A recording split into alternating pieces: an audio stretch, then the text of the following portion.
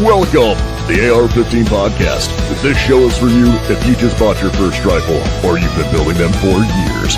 There's something we can all do to take our black rifles to the next level. My name is Nick Dooley, and tonight, well, I am joined by me.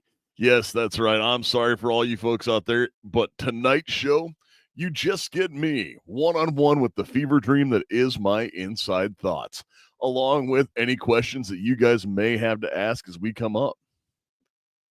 So, how are we all doing tonight? I'm glad to see that we have the chat here coming in live and Rumble chat coming through as always with a lot of talk already. So, hey to everybody out there.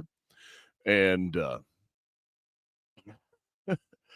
AR Drew says, oh, we can all gang up on Dooley. Well, you can try, son. But we're here. We're going to help with this. And we are going to go through, and when I say we tonight, I will be answering any questions that you guys may have as I touch on a couple other things. We might have a little shorter show tonight than normal, but we may have a little bit longer. You never know. Just see what happens and where this free train of thought takes us because, well, I don't have anyone here to run as a restrictor plate. So we can talk about a lot of different things. And I see Vince was talking about like needing some help. And Vince, if you want to jump in for a call in, we can definitely make something happen here. And as we go through, I will keep pushing stuff out. I know that before we get in, I have been teasing stuff.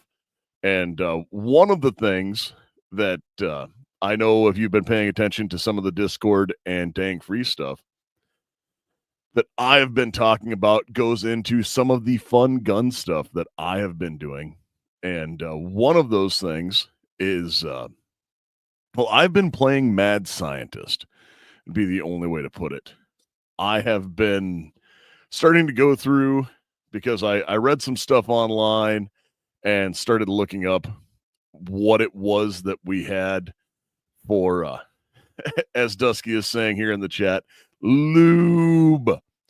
Yes, I decided that I wasn't exactly, it wasn't that I wasn't happy. I have my favorite different lubes that we have, that everybody's used. And I went through and found some articles and started reading stuff on the internet and then started looking at like major mass spec, data and a bunch of other nerd stuff, looking at oils and lubricants and how everything worked and realized that you can bulk make gun lubes at home and they are incredibly effective. Now, when I talk about this, one of the biggest things with making with gun lubes and why I am a fan of like the system I'm going to talk about, which this I will call Shotracha, like Sriracha, but Shotracha. And you can see it's a lovely bluish green color that may be reminiscent of a company that starts with Lou and ends with Cass. And as those things go through, the extreme duty oil stuff, if you will, has a ton of uses and is by and large my favorite lubricant. Just as those things go through, that is 100% the lube that I've used the most. But one of the biggest things that I have seen that in my experience of looking at things and testing stuff side by side with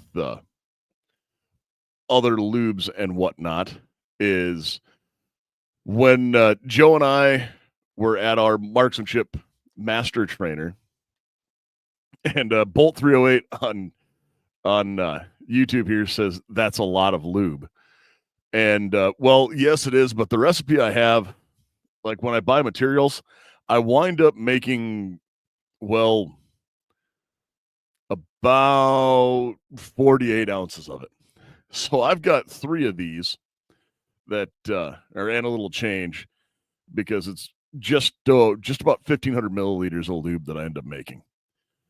But when using the military standard lubricant that we use for everything, CLP, which has been used across everything for the industry for years, and a lot of other gun lubes, it wasn't until I really started to see Lucas, and then after looking at some other companies that have come on the market that look very, very similar to Lucas, and reading an article from refactortactical.com about kind of making your own lube and everything like that.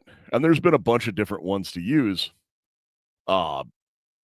This is a combination of extreme duty grease for high temp, high friction environments like in bearings. So just like you would normally get at an auto parts store or a tractor supply store, something like that. And 10W30 motor oil, because those will, mix together if you break them up, and will just create a lubricant that's about the consistency of honey when you get it through. And the reason why that I think is important and why it's better than a lot of other lubes has to do with flash point. So flash point is the point at which something will ignite on its own. So like, or in cooking oils, it would be called a smoke point as well. So like everybody's probably done it because, I've met some of our listeners and a lot of them like to eat. And as these things go through here. Oh, and I see that Vince has decided that he's going to jump in with us. Vince, how are we doing tonight? Thanks for jumping on. Doing pretty good. How are you doing? Doing great. And so what's up? Thanks for being a surprise guest on the Ask Us Anything as we go through here. And I'm waxing on about lubricants. On the Who Cares We Do Whatever We Want podcast? Exactly. Right. And the Dooley's insane train of thought.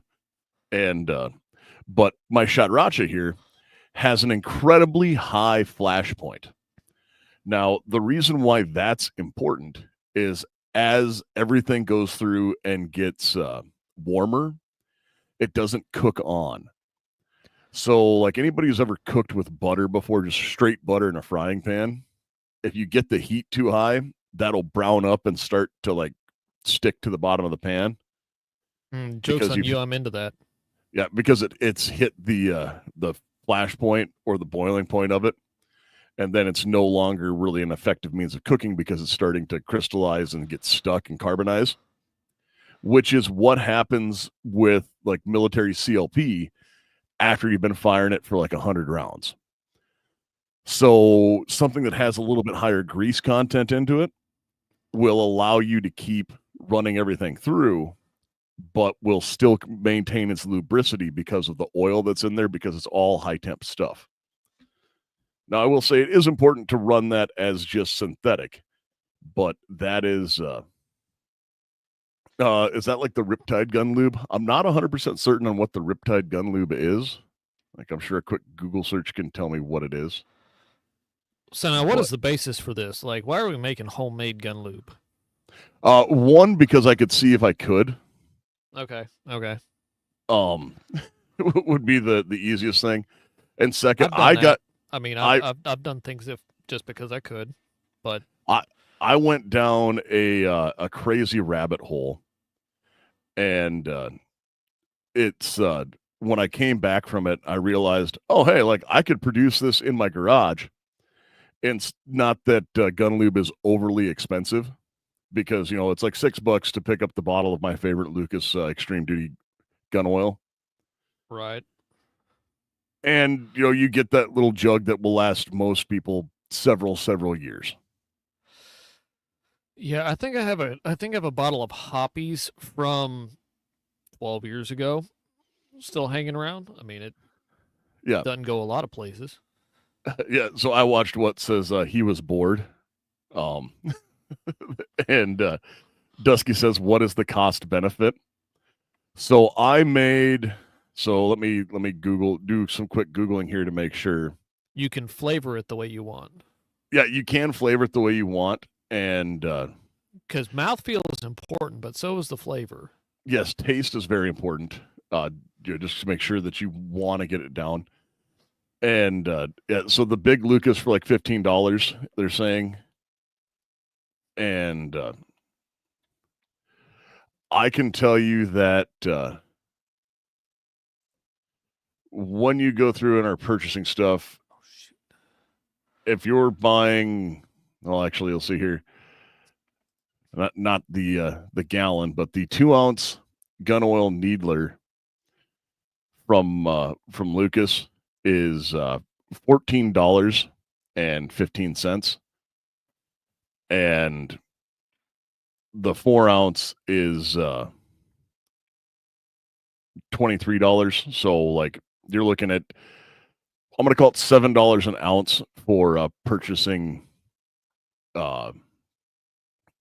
Lucas, and so it's $7 an ounce. You can get 48 ounces for about $1 an ounce buying retail. Okay, that's significant. Yeah, so it's not an insignificant price difference when you start looking at that going, oh, okay, when you're looking at like this ketchup bottle ostensibly of lube is that was, this has about the cost of a tube of grease. Yeah, I've done mad scientist things for much less savings than that. Yeah, so the recipe is use a synthetic extreme duty grease with synthetic 10W30 motor oil. I prefer Mobil 1, and I literally use the Lucas extreme duty grease like for tractor bearings and PTOs and like gear housings, and it came the same color as so if I hold it up and you can see through kind of the opaque screen there you go, the coloration, if you will. If I do that and then share the screen to what the clear bottle is, it's pretty much the same color. And that haven't gone out and ran it. No, it's like, what? Sorry, does it all just mix together just fine? Do you have to like heat it or anything? No, well, it was hot in my garage when I started going through it. Well, that's fair. And yeah, no, and like you could use red tacky, but I used what I did was I used a paint mixer. Like I literally just, and my paint mixer is again something I made at home. That's a bell, a coat hanger wired into a bell, put into a drill, and then into a 5-pound can of old cottage cheese container I got from a restaurant, and just mixed it up in there. And I will tell you exactly what it is. I did not use lithium, which you could start playing with that if you wanted to, if you really wanted to get wild with it. But the exact grease I used was NGLI number 2, or NLGI number 2. High temp, high speed bearings, irregular maintenance. So it is it was extra duty heavy grease. And I've always been a fan of using grease on different parts. And Champ says AR rifles only or handguns as well. And I've actually been running it on my daily carry. And running that daily carry where it runs through and it's cycled and it's actually stayed on longer than what my gun butter or my Lucas was in the past, because I added a little bit more grease, or you can add or take away your like liquid content to it to see what would last longer. So if you live in a hotter environment where you might not need it as runny, you can make it a little bit thicker. If you live somewhere where it gets cold, you can make it a little thinner, or have a winter blend and a summer blend, if you will. Just toss in a little kerosene. Yeah, fine. Well, and there are people I know who talked about like adding, like I know Ed's Red. They do. I've looked at doing some of those things where those recipes are made for like, oh, it'll clean it and it'll lubricate it. And I was trying to stay away from cleaning and lubrication. I wanted a straight lube. And that is purely for me because I run an ultrasonic. So I drop my parts into an ultrasonic and then wipe them down with Marvel Mist Oil when we're done, just to get everything to permeate back into it. And then for running it, I run lube on all of the wear points to keep everything nice and slick, which is just kind of how I prefer to do it. I know different people do things different way, but I generally don't run that through. Bolt 308 says, I live in an area where it's either too damn hot or too damn cold, never in the middle. Yes, exactly. And that's why I used 10W30 synthetic as my motor oil. But you do that in a 3-to-1 mixture of oil to grease. So one tube of grease is roughly 1 pint, or well, it's 14 ounces, I think is what a tube of grease is generally. And a quart of motor oil is, a quart, so that's 32 ounces or 2 pints. So like a quart and a quarter or a third is what we'll mix together to make what I've found to be the kind of golden zone for what I'm running.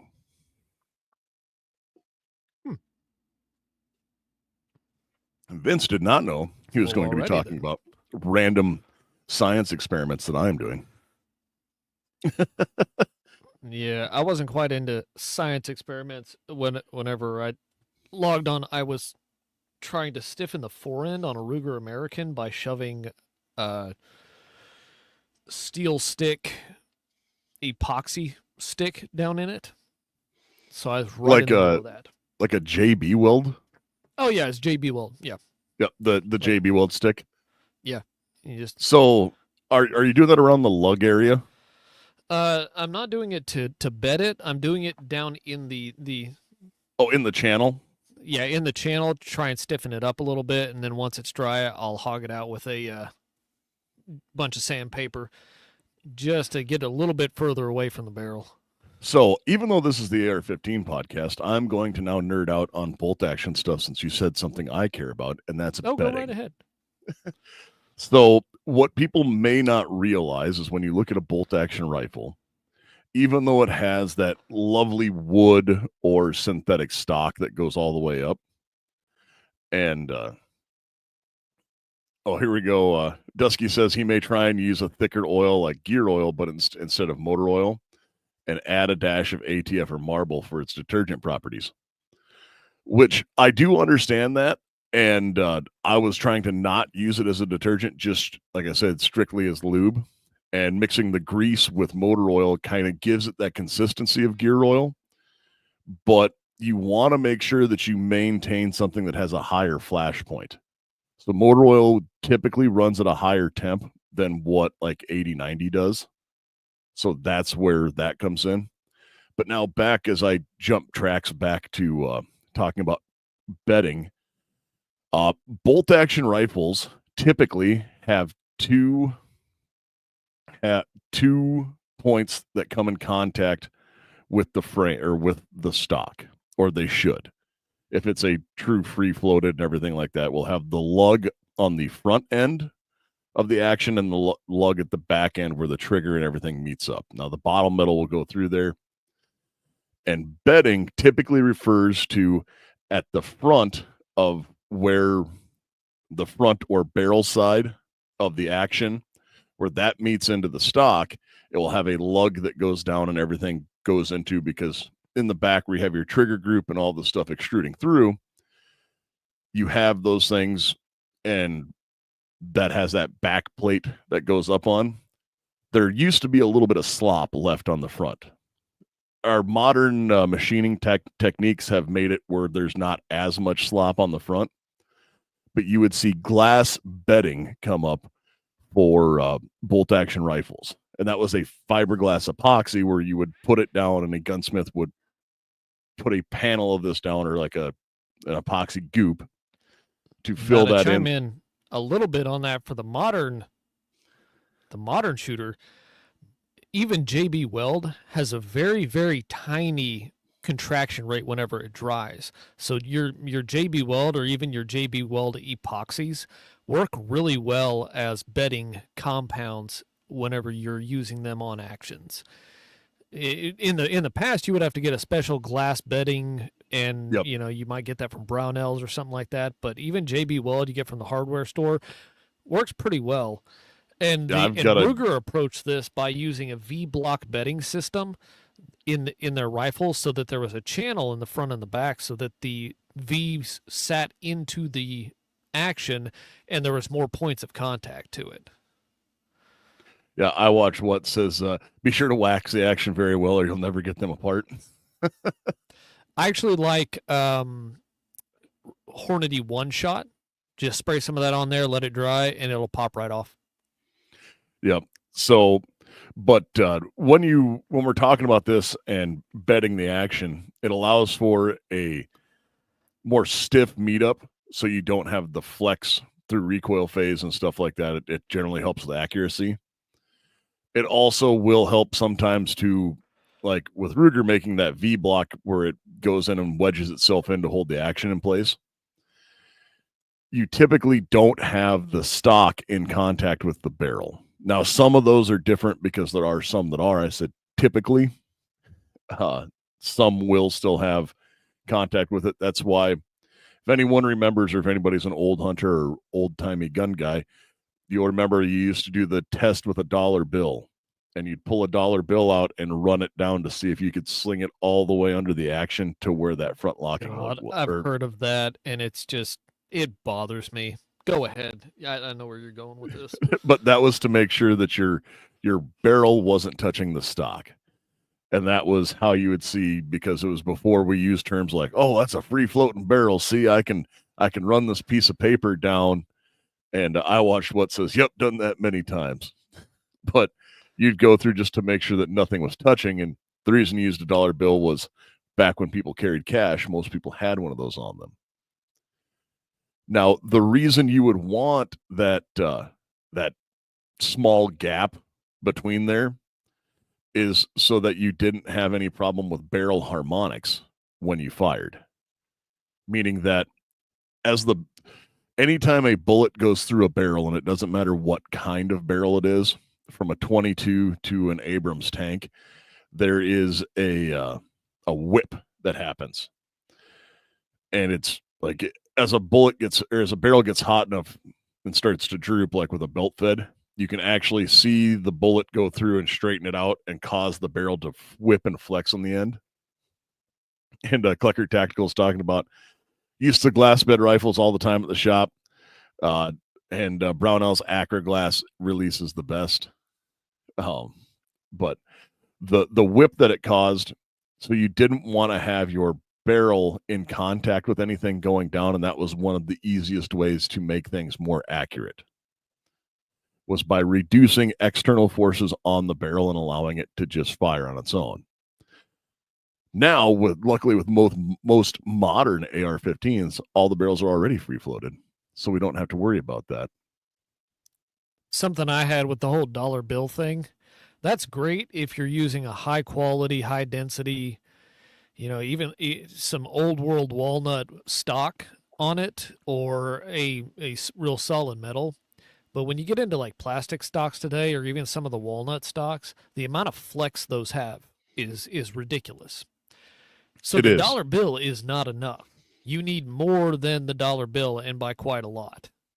Because even under recoil, that stock will slap the barrel and cause residual like harmonics to it, and it'll cause problems because Correct. it will flex under. And I don't know if Vince locked up or if I did, but he's talking about it flexing as we come through here. I know that. There we go. Okay. So that's why he was talking about adding rigidity in that JB Weld stick into the channel of the barrel or of the stock, so you can use that kind of more flexible stock and add rigidity so that everything will run through there. And we also had We also had people want full contact bedding because the gun didn't group while being full fluted or full pre floated. Ah, words are hard. And now that is also where any point you have some stuff in contact with it. I watched what says, do you remember Mannlicher stocks that there was a small pad to put pressure on at one point? I do. And I'll do you one better. I remember, because I have one in my safe, when Winchester actually made a larger barrel band that was machined into the barrels that had a channel cut out in the stocks for that barrel to sit in, like the entire barrel was a lug ostensibly, and that was on pre-64 Winchester Model 70s, specifically belted Magnum models. You can actually do that with a Ruger 1022 if it has the old barrel band that was metal. You can put so it's like it's a soft bedding. You take a piece of foam or build up some duct tape or something like that and put it in the barrel channel, and then you take that barrel band and you clamp it around it. And it supposedly increases accuracy. I've tried it to mixed results. There was actually a time when there was a pretty hot debate between free floating a barrel and full length bedding a barrel, and which one was more accurate and which one got you better results. I actually have a bolt action sitting right here that was my granddad's. That was a oh, I forget what it was. It was a precision rifle for some specific discipline, but it's a walnut barrel with a full length bedded stock on it. Yeah, and so that was. Did I say walnut barrel? You did. Walnut stock. Y'all know what I meant. Yeah, we meant what you know. And not wood barrel. Yeah, I mean, it'd be kind of cool. Bourbon. Well, and actually, I didn't even get into my Thirsty Thursday comment of what I'm drinking tonight. I left the bottle out on the bar, but I am drinking West River Whiskey, which is a proprietary barrel blend that is made by Black Fork Distillery in South Dakota. So it's a South Dakota-born bourbon. And yeah. That's way hotter than what I'm drinking. And water. I got a box of wine. Yes, very manly. Although wine is great if you have gout because it doesn't have the appearance. Good to know.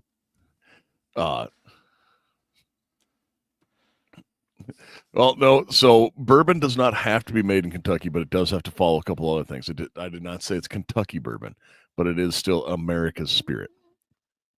But I watched what is commenting that it's whiskey, not bourbon. But I am going to say I do have some more stuff to talk about as we go through. So we were talking about the bedding and all of that, and when you get into some of the old military rifles, they had full length, and they even had a handguard on top that would come down that was wood that would also encapsulate everything to hold it down.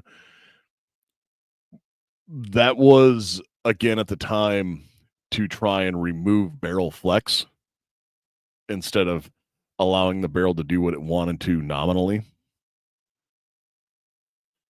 And that's not to say it was good or bad, because there were super accurate ones and there were some that were not, which is where we get military grade. Yeah. Oh. What was it? The marksmanship, the precision rifles, they were picked basically because they tested some, and that one was the most precise, so that one got thrown in with the sniper rifles. Yeah, that was, well, I do know that was definitely how they worked for the old Moist Nuggets over there, the Mosin Nagants. But they did that, and I believe some of the Springfields worked that way as well when they went through. But when you got into like a 1903 or 1904D, they had to do extra stuff to them to make them sniper rifles, so the machining cost wouldn't have been there to pull it off. Okay, we made this, and then we're going to come back and do the conversion to do the scope mounts.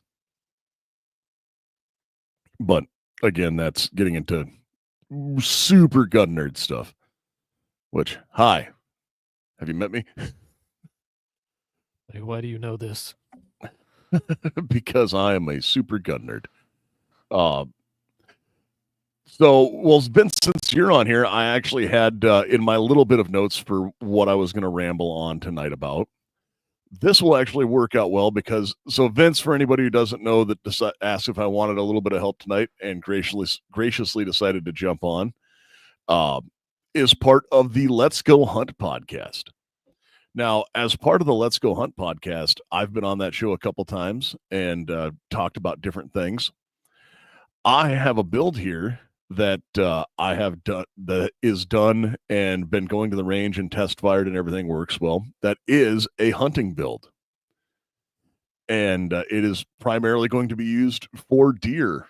And that's the sole purpose of it. But it's going to be a little bit different of a build than what people are probably used to. Tell me more. So my daughter is, of the age where she did Hunter's Ed last year and is, I can go through, and didn't want to do mentored tags or anything before, but wanted to get her hunting license this year. So she got tags drawn and actually drew both East and West River tags, where my wife and I only drew West River tags. So she is going to be deer hunting this year. And as a process of that, we went through and I talked to her about, what kind of gun she wanted to shoot. Cause I, do have a youth model 243, 700, which would be a fine first deer rifle. I have, all the way up to 300 Weatherby Magnums, but I wasn't going to put that on a small frame, 13-year-old girl. But, I was asking her, I was like, well, what do you want to shoot? And she built her own rifle a couple of years ago and built an AR. And we've been shooting it, at some local USPSA competitions, doing 22 rifle that we shoot alongside PCC. She goes, well, can't I just use my rifle and put the other bolt in it and shoot it with 223? And I said, well, we could, but Mom is going to use, because my wife is shooting a 300 Blackout I made several years ago. So I had one 300 Blackout. And since then, we've decided that, well, we needed to do another. Yes. So a 10-inch barreled 300 Blackout is now on the menu for deer hunting this year. And my wife and daughter will both be running 300 Blackouts with 110 Supersonics. And what specific projectile are you going with? Well, I have factory ammunition I have on hand for it. I have because it's deer season here isn't until November, but we were using the Hornady 110 VMAX. Okay.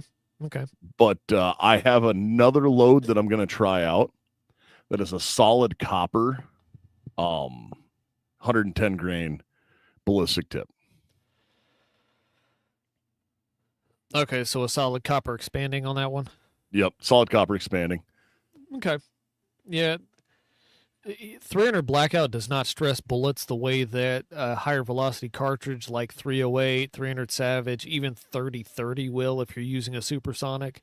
So even 110 grain VMAX, while it's going to expand quicker than, say, the Hornady CX bullet in 110 grain or others, it's still not going to grenade like it will if you go throw it in your 300 Win Mag and go start popping prairie dogs with it, which you can do if that's what you're into.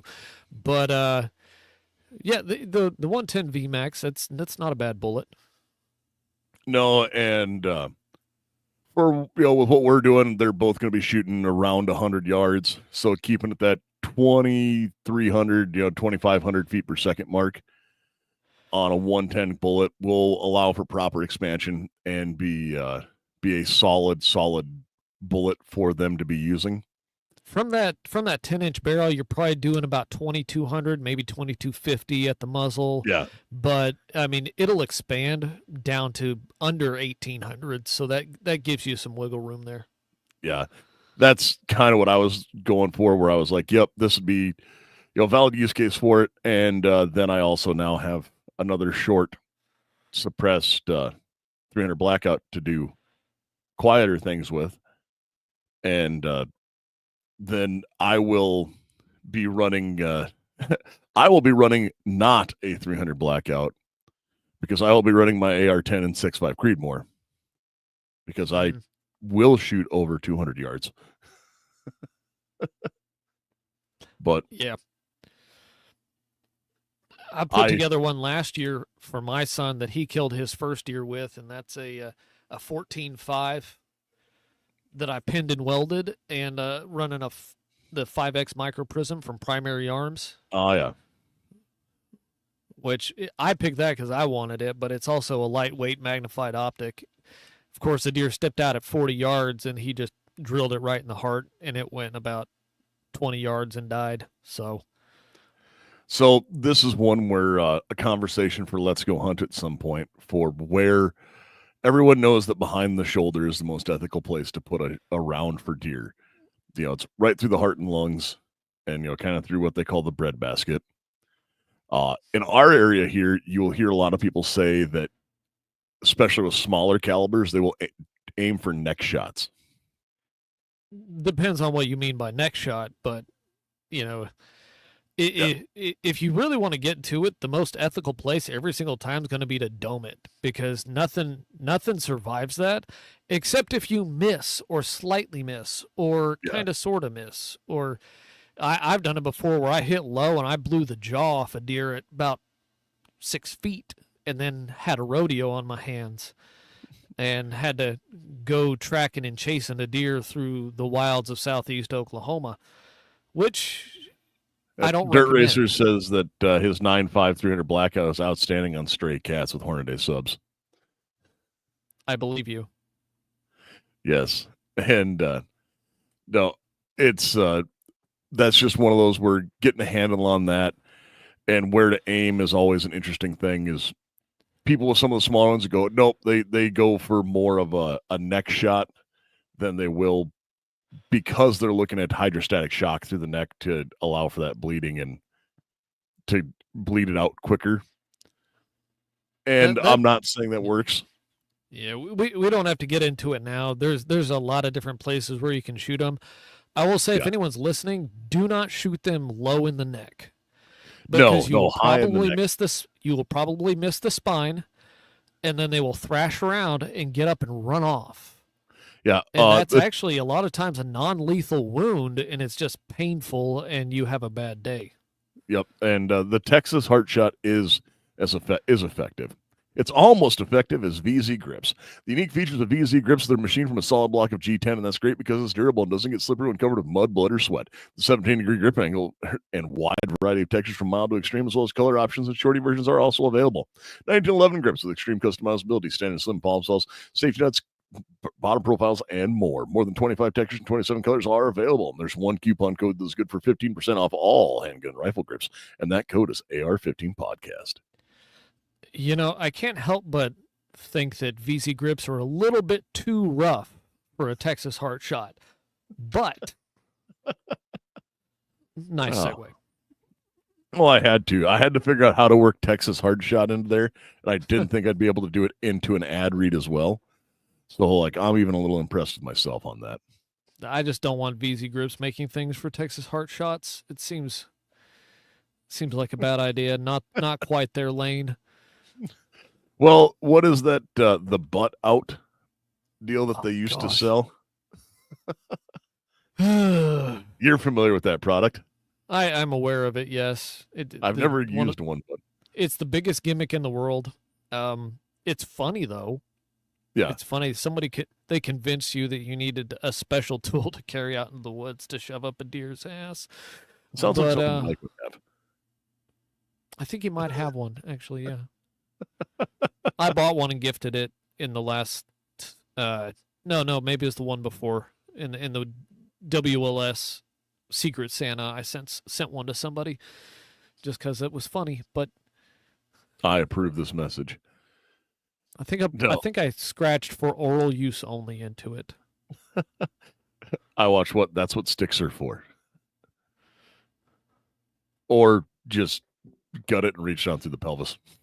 Yep, that's what I do. honestly, it's not that big of a deal. You just reach in there, cut off what you can, throw the rest away. Yep. Now, as we go through here, Vince, you're an everyday carry guy, On right? occasion. Like generally, you carry a firearm a lot, like a pistol. When I can. There's certain limitations that I have to live with, but Yep. when I So can. I recently got something that is a bit of an upgrade for one of my holsters, and I know that I've been looking at this, and I talked to him about this particularly because when we were at GunCon, he and I met up and we're discussing some different options. When I said that I had changed a little bit of stuff up on the holster he made for me. And of course, I'm talking about Klecker Tactical. Are you in need of reliable custom Kydex holster? Well, then Klecker Tactical is your one-stop shop. Using premium USA source material, Klecker Tactical will build you a holster in a variety of styles and color options with light and laser options. Whether you're a law enforcement, a competitive shooter, or an everyday gun enthusiast, trust that Klecker Tactical will provide every firearm owner has access to top-tier and personalized holsters, as well as a custom product you can't find anywhere else. Use code AR-15 podcast for 10% off at kleckertactical.com. Now, this, for anyone watching, you'll see that I have a little pillow on the back of my my appendix holster here. Mm-hmm. And it is in fact a foam pillow, and this is a Amazon purchase where I went through and found them, and you attach 3M Velcro onto the back of the holster, and then you attach your wedge onto the back of your holster for appendix carry. Now I do carry every day, and as this goes through, so I watched what if he was closer, I'd have him make one for my for my carry revolver. He does ship, and because he is not close to South Dakota, but as this goes through, this presents. And originally, I had taken goon tape and a little bit of like packaging foam, and kind of made a little wedge similar to this, just to stop it from like hitting the pelvic bone or add a little bit of discomfort. And I had always thought that these were kind of a gimmick. Like I was always like, what? Nobody in their right mind is going to put this, make your holster bulkier, especially at the bottom. And then I tried it, and I will say that the Penix holster or Penix wedge for Penix holsters is the way. Well, I would think more than anything, it would tilt it back into your abdomen rather than. So that it's not the bottom that's the problem. It's your grip sticking out and printing that people notice, and tilting that back into your abdomen by putting pressure at the bottom. Like that seems. Like I think I've seen that design on some holsters, except it's not made of foam. It's just part of the holster. Yeah, and adding this on as a foam piece is brilliant. And it is great. Like I all day long carry with it, and will not stop anytime soon. And it has been the holster that I pretty much live in now. Did you say that Klecker is going to add that to the options for his holster, or are you trying to get him to do that? We were discussing different options as to how to do this, and he was looking at a way to make it and have it built in, and he's just looking at different options. So I started experimenting as well. I got you. That is the only thing that I can say. Like, if he is still watching live, I'm going to convince him to make like a Dooley version of the holster that uses soft loops instead of clips, and add the pillow pad. You like the soft loops? Yes, I love soft loops. Huh. Why? It allows for a little bit of movement as I move. Okay. All right. So I can see that. having the soft loop as it goes down instead of a clip on the belt. Well, I like the clip. Klecker says built-in wedges are just too stiff, and they they are. The pillow, I got a 4-pack of them off Amazon for like $14, and it was great.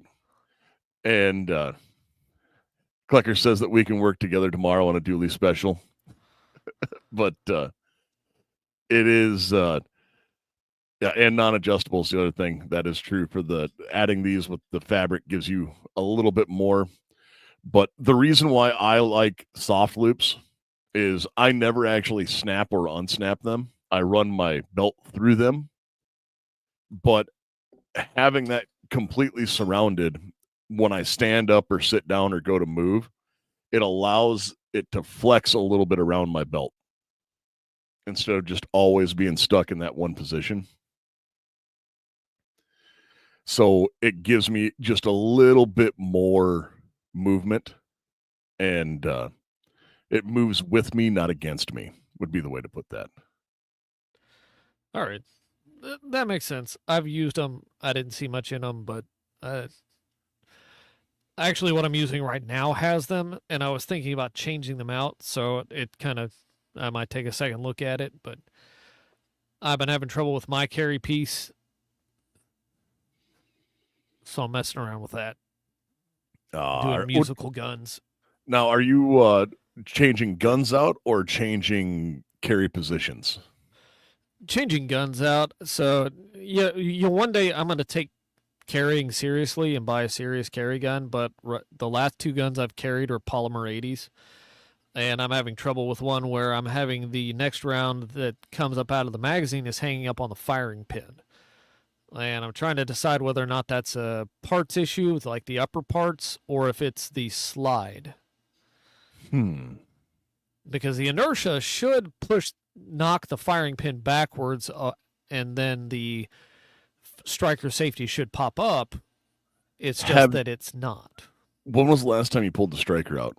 I pulled it all apart, cleaned everything, made sure the entire striker channel was cleaned, took the striker assembly apart, made sure that was clean, put it all back together, was still doing it. Okay, because I was gonna say, it almost sounded like something stuck in the striker spring area, causing that to not return back out of battery after it was. But I'm pretty sure it's not an OEM upper Tuesday assembly. said maybe the striker assembly is worn, broken, or out of spec. I mean, that's possible. So the parts kit, I'm pretty sure, is not an OEM parts kit, and I was thinking about getting an OEM parts kit and seeing if that solved the issue before I got a new slide. Yeah, and that could be the fact. Well, you could talk to one of your co-hosts if it's a 19 sized and do some swapsies there, because I know that someone else there is having issues with a not a Glock. I think that other person is me. No, Mike. He was talking about his dagger. Oh, that's a different not a Glock. Yeah, but that's it's still a different branch on the family tree. It's still a not a Glock Gen 3 that should be running the same things as a Palmer 80. That's fair. No, this is the 43 sized. Ah, that makes sense. That would be why I automatically went 19, because that's how my brain works. Well, your concealed carry piece, if you try to carry a Glock 43, would be like a pocket gun. And for me, that is not a pocket gun. Yeah, for anyone doesn't know, I'm about half the size of Dooley. So yeah, I actually on a semi-routine basis pocket carry a standard 365. That sounds about right. Yeah. Yeah, my everyday carry is a 365 XL, and I carry in very non-permissive environments on a regular basis with like a light polo shirt as a cover garment, and that's it. Yeah.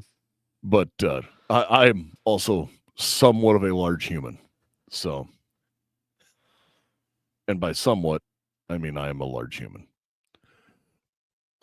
So that was, I am excited about getting the build coming up for the hunting gun and getting everybody out shooting that. I was out shooting, make sure it runs like a top with subs, so I can't imagine it won't shoot well with supers. And that'll be fun to get everyone out hunting this year. And whole family is using AR platform guns. Don't know where they got that idea from, but Yeah, I mean it's crazy.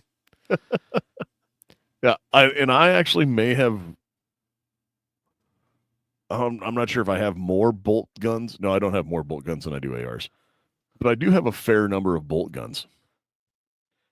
You know, for the past about 5 years, I think every deer I've killed with a some version of an AR, except for 2 in 2022. I used my old bolt gun for that. No, that was 2021. Doesn't matter. But I've been using my ARs quite a bit lately. But I think I'm going to use a couple of bolt guns this coming season, just because I got a couple of new ones, got a new barrel for one of them, and I'm going to take those out and give them a run.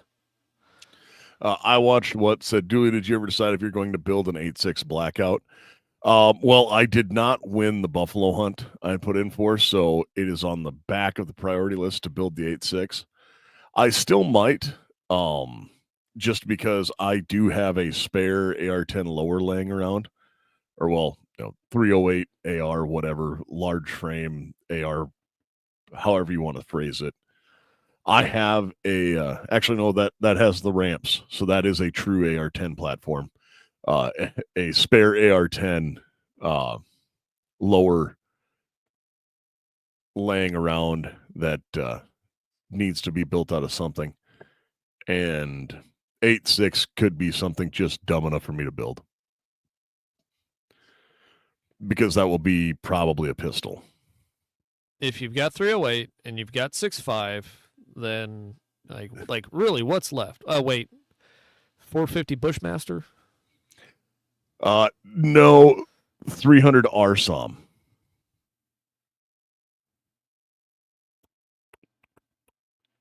As he Googles furiously to find out what RSOM is. I have never even heard. I've heard some of those letters individually. 300 Remington Short Action Ultra Mag. Does that fit in the AR-10? It does. That requires a Magnum bolt face, though. That doesn't run the 473 bolt face. No, it would be a different bolt face, and you would run into problems that you have when shooting like 7.62 by 39 out of a standard AR, because you'll have a small bolt face. Mm-hmm. But yeah, it's 300 Remington Ultra Magnum Performance out of an AR-10. You could just go steal Mike's. No, Mike doesn't have the 300 Sam's. Win Mag. That's Sam. Sam's got the 300 Win Mag. Just go steal that from him. Well, but this actually will still work in, it goes single fed in standard AR-10 mags. Huh. Kind of like the 50 Beowulf, where it just turns into a 30-round mag into a single stack. Okay, yeah, I gotcha. So, yeah, have that where and we can really get down with some 25-round mags and get to firing. 264 Win Mag is one of my favorites. I watched what just commented 264 Win Mag. That was, I have a 1959 model Winchester Model 70 in 264 Win Mag with the original Weaver 4-power scope. And I have shot elk with it. I've shot deer. I've shot antelope. That was my go-to hunting rifle for a lot of years. It was my grandpa's, and then it was my uncle's, and now it's mine. And yeah, I love it. So I will never give it up. Someday I hope that my daughter will shoot something with it. But yeah, I love 264 Win Mag. I was a 6.5 guy before 6.5 was cool. Uh, so, and I watched what says I have a 1917 action that I built one on. Nice. Very nice. Now, some either that or 458 Winchester Magnum would be cool as well. Because reasons. Especially if we put it in a Garand. I have an even more hipster 6.5 if you want to see it. Is it a 260? It is not. It's a 6.5 by 5.4 Mannlicher Schonauer. Oh, yes. On the old Greek military action that my granddad sporterized back in the day. Has the little flip to the side peep sight because it's a split bridge action that you cannot mount a scope on the back part of the action. I actually killed a whitetail with this a number of years ago. Nice. Quite effective, but think 6.5 Creedmoor out of a 12-inch barrel kind of ballistics. Now, one of the other things that I will comment on, one of the most effective elephant guns of all time is actually 6.5. Trying to remember what his name is. A giant professional, or like giant African hunter, like it's some combination of the letters W, D, and M, and his last name is Bell, but he went by the nickname Karamojo Bell. Yeah, and he was a professional hunter, killed over 1,000 African elephants, and he used a 6.5 by 55. He used that exact cartridge in a compact little 17-inch barreled 6.5 Mannlicher carbine, except he only killed about 300 with that. His actual favorite was the 7mm Mauser in a similarly styled rifle. Yep. And he said he would have gone with the 6.5. He would have gone with the 6.5. 7 by 57. Yep. If he could get, if he could get reliable ammunition for the 6.5, he would have kept using it, but he could not. So he went back to the 7 by 57 Mauser that he had that was set up very similarly. But that often gets brought up with the 6.5 crowd is like, it's for the elephants. And like, yes, it can. But well, it can, but it's not. It was because of where he was putting the shot. Right. And being a 1 in a million shooter on a bad day. And I will say this, though, with the 6.5, when you get into it, because of the SD of that bullet, not the standard deviation for the round, 7 by 57, yes, I watched what is also called the 257 or 275 Rigby. And Anglophile. But the SD for the sectional density, not the standard deviation for the round when it's fired, but the SD on the bullet itself, because we have to have the exact same acronym or initials for everything. But the sectional density of the 6.5 bullet, with how it's put out most of the time, 140 grain bullet will actually do massively deep penetration into tissue because of how the bullet, just how it's designed. And a lot of people have found it to be incredibly effective on like big game African stuff, like not water buffalo, but think more kudu and the other antelope and plains game. I did not say sexual density. I said sectional like a couch. For anyone wondering, sectional density is a number describing the cross-section of a bullet versus its mass. Yeah. Not necessarily length, but the cross-section of how wide it is versus how much mass it has.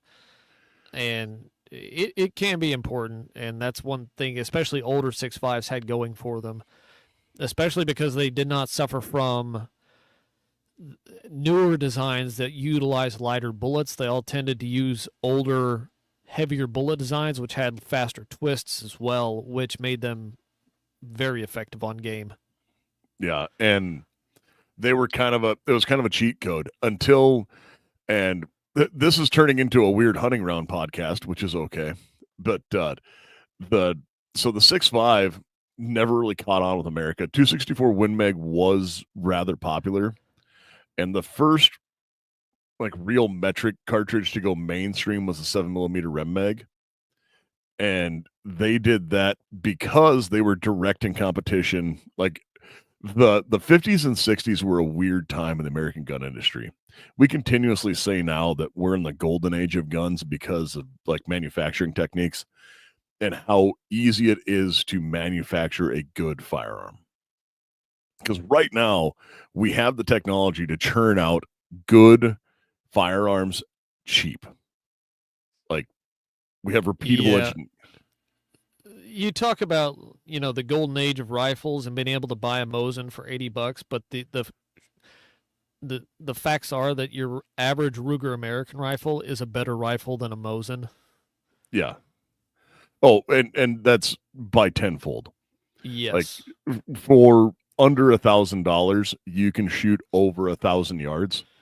Granted, you And can't swing it like a club the way you can a Mosin, but no, what are you going to do? but when you get into that like 50s and 60s time frame where we were actually creating new cartridges, Winchester and Remington were directly competing with each other, which is why like the 223 Rem is totally like arguably is 5.56, but Sometimes yeah, it was bad as the music from the era.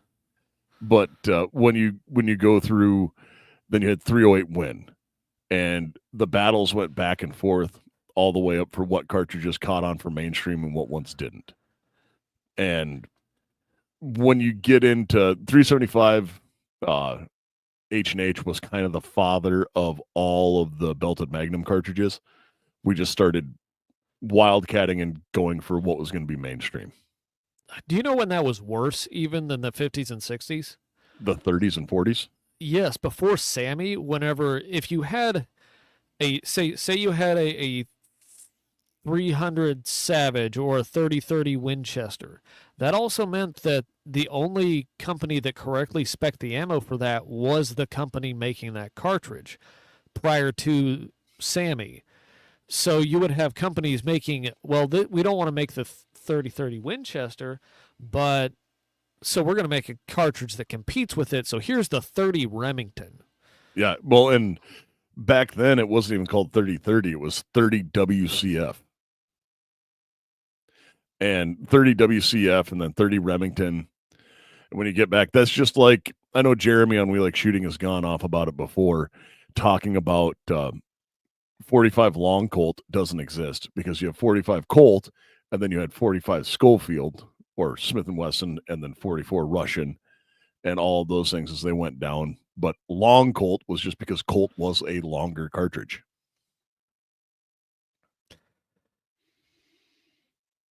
Sorry, I had to help my 5-year-old with something. That's okay. Tuned out. I just went on about 45 Long Colt versus 45 Schofield and those things where it was like, oh, the Long Colt didn't actually exist. We just started calling it that. And then it was 30 Winchester Centerfire WCF, then we had 30 Remington, and then I was in a gun shop the other day and had to listen to someone talk about Long Colt and the difference between Colt and Long Colt, and I just did not have the energy at the moment. Yeah, I understand. I'm just like, there was a time when I would stand and argue with people, and now I'm just like, sure thing, buddy, and I walk away. But yeah, Klecker says both of you together make me feel dumb or at least ammo illiterate.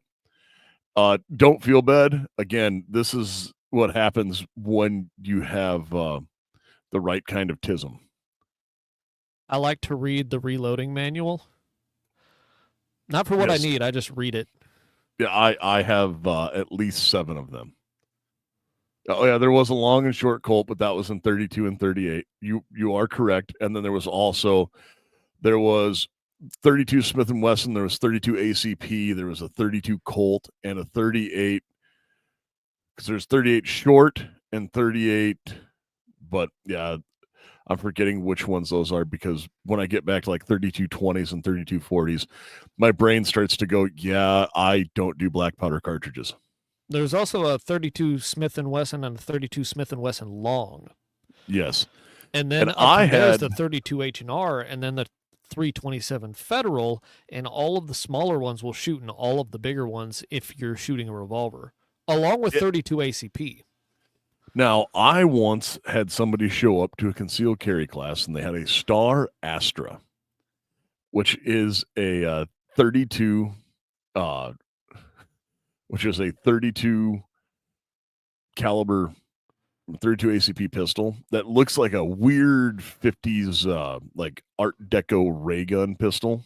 Hold on. Like Dusky said you can't have people running around saying you shoot that short Colt. Like, you tell them that's a perfectly average Colt, sir. Oh.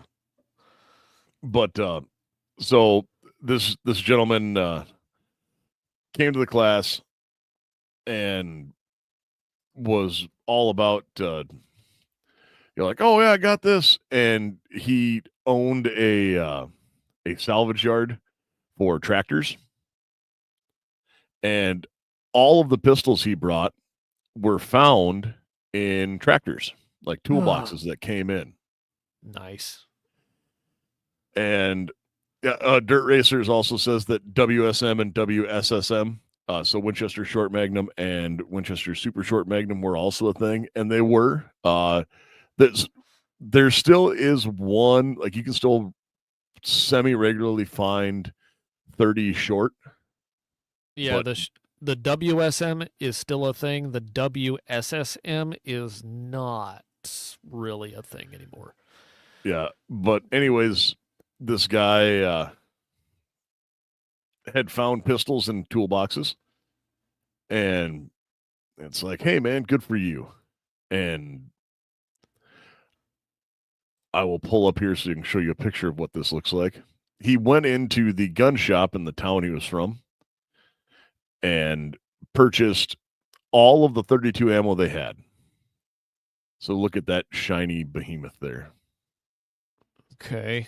For anyone looking, this What's is it a chambered in again? 32 ACP. Okay. He went to the gun shop and bought every box of 32 they had, and then dumped them into a gallon Ziploc bag and came to class.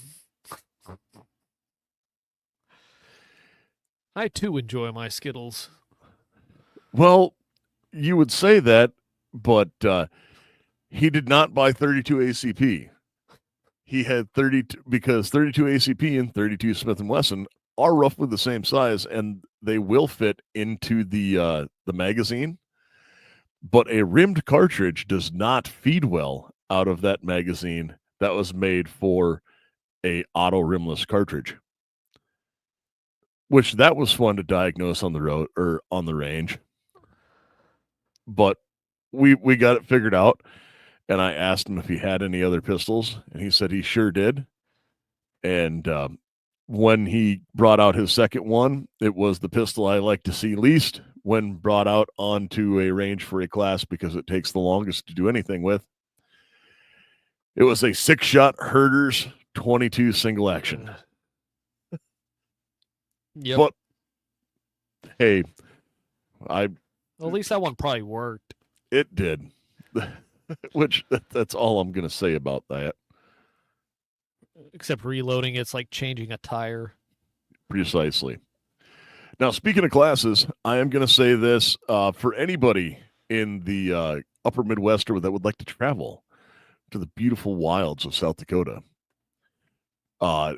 Co-host Joe and I are teaching another carbine class here in South Dakota coming up soon. And that will be on, let me check my calendar here. Yes, September 13th, Saturday, September 13th, we are teaching a carbine class here in South Dakota. So if anyone would like to come up to that. And if anyone wants to go get training and is in the Colorado area, we are taking a carbine class and a pistol class in October in Colorado Springs from Achilles Heel Tactical. And that is the 18th and 19th of October. So that will be a good time. Anybody wants to come and join us? I will not be shooting a 320. I will, in fact, be shooting something else because they do not allow 320s at their classes. Shocker. Yes. So I watched what says too far away, and gimps like me are too slow anyway. Now, we don't kink shame here, but we didn't need to know that. So we have that. Vince, where can people find you? I'm co-host on the Let's Go Hunt podcast on the Firearms Radio Network. We are live normally on Tuesday nights, and you can find us wherever fine podcasts are sold. Check us out on Instagram and also at lghpodcast.com. There you can find all of our appropriate links, including a button that says support, where you can go leave us a review, which is something we're into at the moment, apparently. I will have to do that soon. And see if you can figure out when mine comes across. I'm gonna bet we can dig down in there and find out when it is that I will have that. Or figure out what it, like, okay, this sounds like something you would say. I'm just gonna read them all in your voice. That's what AI is really for. We're gonna clone your voice and have you read all of our all the reviews. All the reviews. Yep, every single one. Fair enough. Well, Vince, thanks so much for jumping on with me tonight. I know that it made the show go by a lot faster. We stayed kind of on topic and kind of off topic. Yeah. But we covered information that I don't think either one of us would normally cover on the show. Maybe not. I got a little bit more into the tism than normal. Well, I usually get made fun of for that. Well, that's okay, because you were with the guy who also has that. Right. And, so we got to nerd out a little bit, and that was fun. Thanks so much for joining me tonight. And everyone out there, you guys know where to find us. You can find us anywhere podcasts are. And you can find us at, go to AR-15podcast.com. There'll be links to all of our socials, all of our sponsors, and all of our affiliates. And, the other thing I need to mention is, guys, go out and check out Patriot Patch Company, patriotpatch.co. Join the Patch of the Month Club. Get involved with all of those things. You can get things like this sweet, subdued Patriot Patch Coat patch that I have. Join the Patch of the Month Club. Get the colorful ones. Have all those things. And just join Jake and the good people over there. Now, folks, everyone here knows what I'm about to say, and that is, folks, remember, go out and get training. Get medical training. You will be your own first responder. Expect to self-rescue. Now, you folks out there, stay safe and stay armed. Thanks for listening to the AR-15 podcast. Check us out on all our social media. AR-15 podcast on Facebook, YouTube, and Rumble. AR-15 podcast 2.0 on Instagram. If you want to send us a question, rant, or suggestion, email us at AR-15podcast2.0@gmail.com. That's the number 2, period, the number 0. If you want to be part of the daily conversation, you can find us at Discord, AR-15 podcast. Don't forget to check out dangfree.net. Sign up is simple and free, and you can communicate with us, other podcasters, and you, the listeners.